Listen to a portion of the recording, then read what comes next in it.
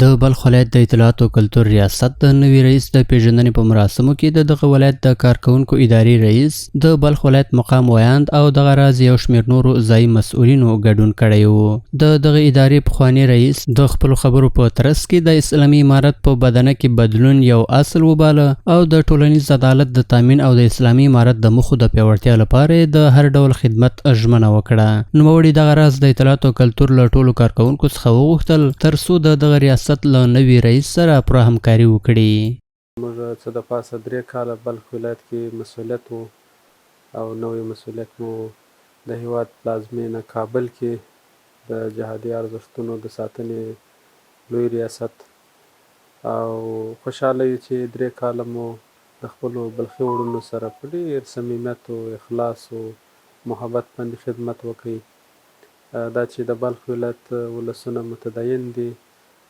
دین پال او فرهنګ پال ولسونه دي، زموږ سره په دې څه د پاسه 3 کاله کې ډېر همکار وو. الحمدلله د فرهنګي برنامو په موردو کې د جهادي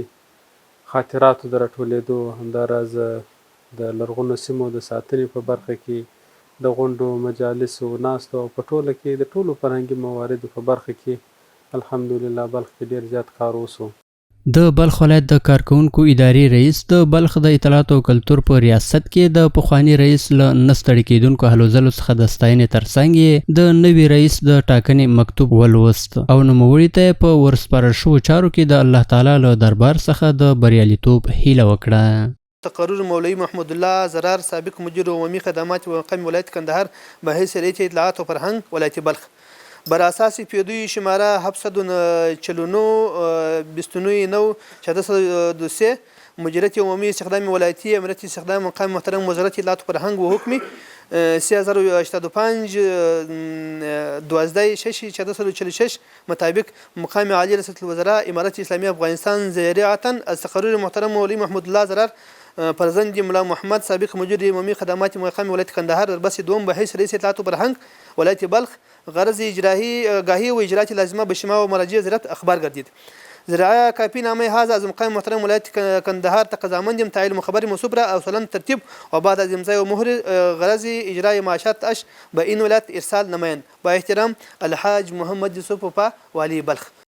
په ورته وخت کې د بلخ د اطلاعات او کلتور نوي رئیس د خلکو او د اسلامي نظام لپاره د خدمت ژمنه وکړه او ډاډ یې ورکړ چې د اسلامي احکامو او د افغانستان د اسلامي امارت د چارواکو د لارښوونو په رڼا کې به د خپلو مسؤلیتونو د ترسره کېدو په برخه کې هیڅ راز هڅې ونه سپموي.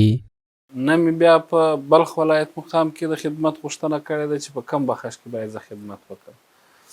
او نه مې په ټول وخت کې په تصور کې دا راګرځېدلې ده چې زه به یو وخت د اطلاعات فرهنګ په وزارت کې یا د اطلاعات کلتور په ریاست کې خدمت رئیس په توګه یا د یو امیر یا مدیر په توګه باندې خدمت کوم. خو دا مو عقیده ده، دا مو ایمان دی، دا مو یقین دی او دا مو عزم دی که په دا نظام کې و موږ ته هر رقم خدمت راته غاړې سو موږ به هغه ته لبیک وایو او په پوره معنا سره به هغه خدمت خپله وژه ورکوو.